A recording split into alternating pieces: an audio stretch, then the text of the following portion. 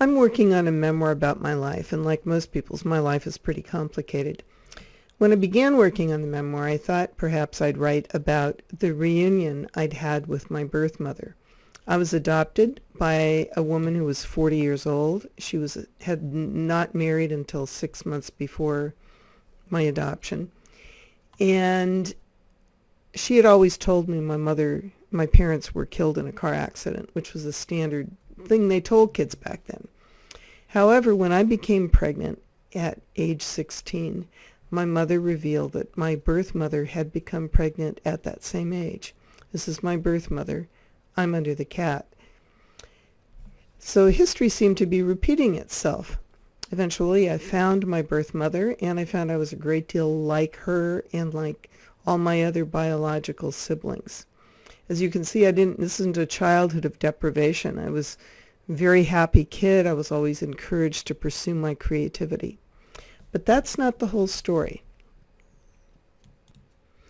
Like all of you, my life had many layers and many constellations of events that seemed to belong together. And, you can really see these in the pictures. After my son was born and I surrendered him, I went back to college, finished high school, and eventually married his father. So these are pictures from my high school years. This is in a little photo booth in Santa Cruz. This is a picture of my husband. This is us at our junior prom. And when I look at these pictures, I'm taken back to those years, and I have specific images that I can work from. This is a picture that was taken just before my husband's death when I was living in Germany. And, if I look at that picture, I think that's more like me now. I mean, very soon after John was killed, I had to become kind of a superwoman. But in terms of the memoir,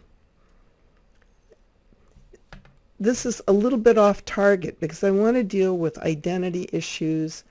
And actually, I want to deal with, as I look at these pictures, I want to deal with the question of how was it that I could surrender a child for adoption when I loved that child and wanted to keep him.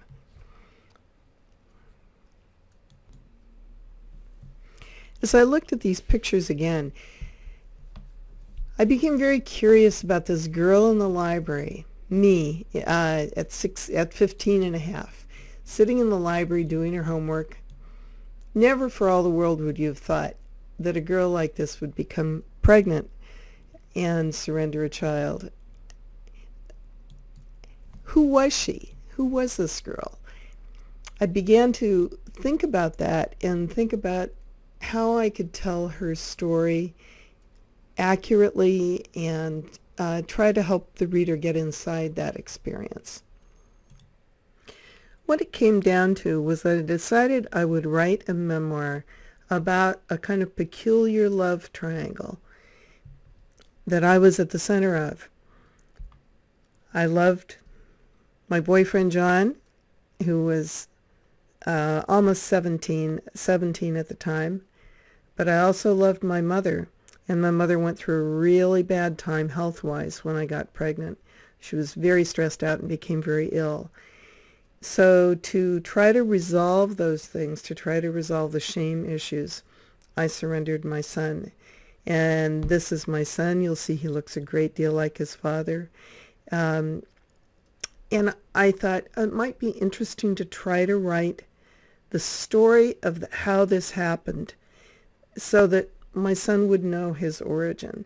And that is the focus of my memoir. Everything else gets pushed to the periphery.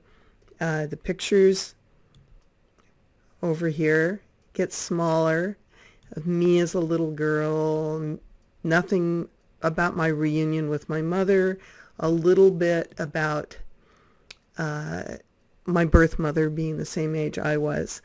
But that's pretty much it. You can use these visuals to try to help you get a handle on the focus of your memoir.